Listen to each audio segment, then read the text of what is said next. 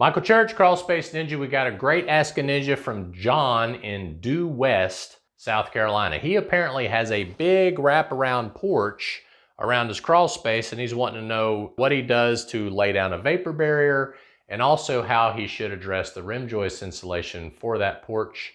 Stay tuned.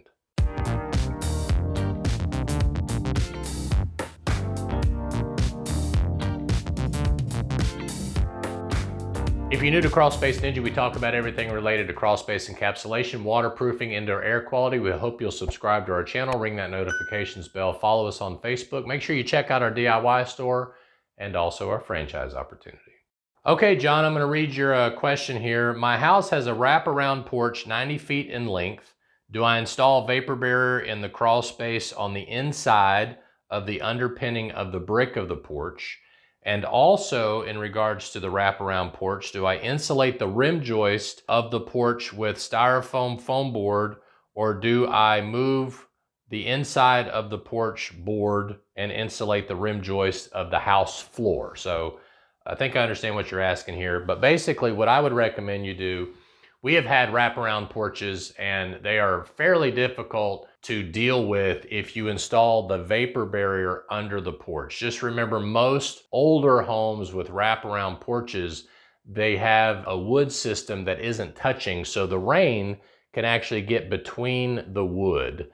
And we've even spray foamed the wood to try to keep the rain out and all that sort of thing. So what we have decided to do is, when we come across a wraparound porch, is to create a false wall between the main part of the crawl space and the wraparound porch, and let the porch be part of the outside of the house. So we don't put any vapor barrier in there.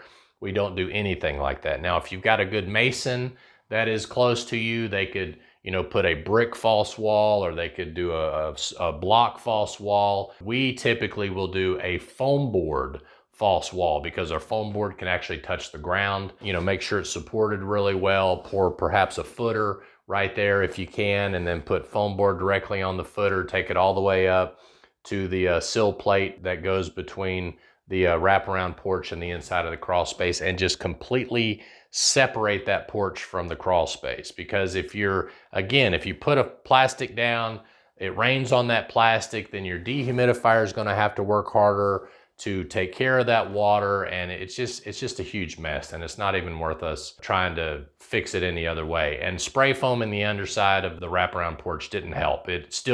Water still found a way to get inside that crawl space area. The second thing, your question about the rim joist insulation, I would insulate the rim joist at the house, not the rim joist that was created outside where the porch is. So where you're going to put that false wall that I'm talking about, if you decide to do that, I would insulate that rim joist right there where the home is, because the reason for insulating rim joist is to keep the draft from going up the wall of the house. So if you do the rim joist insulation on the false wall, it's not really going to serve any purpose to make your home more energy efficient or more comfortable. So insulate the rim joist right there where your exterior home wall is, not where the porch is. So hopefully that helps you out there in South Carolina. I'm Michael Church, Crawl Space Ninja. We hope you make it a happy and blessed day, and we'll see you later.